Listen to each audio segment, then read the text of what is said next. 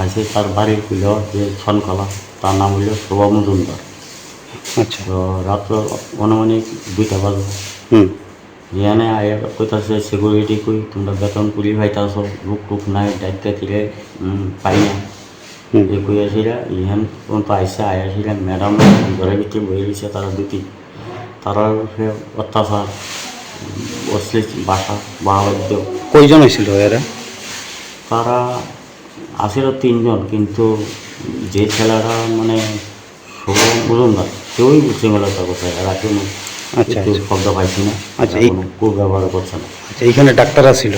আসিল doctor আসিল, আচ্ছা doctor আসিল। আচ্ছা হ্যাঁ, তারপরে দিয়া পুলিশ কোন সময় আসে, তার কোন সময় ধরে নিছে।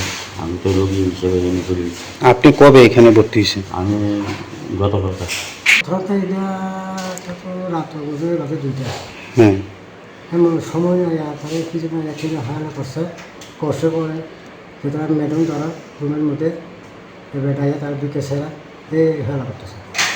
আচ্ছা আচ্ছা তো তারা তো আমরা রুগীতে যে আমি কাহিনী বিভিন্ন অবস্থা শুনে রয়েছি যে ঘটনাটা এর সাথে সত্য ঘটনা আর কি। আচ্ছা কিন্তু এরকম কথা হলে কেমনি চর্চা করেছে, আমরা তো শান্তি চাই, তো তারা তো অশান্তি, তো আমরা জনসাধারণ করে যাবো আজকে আমাদের মরণ অবস্থা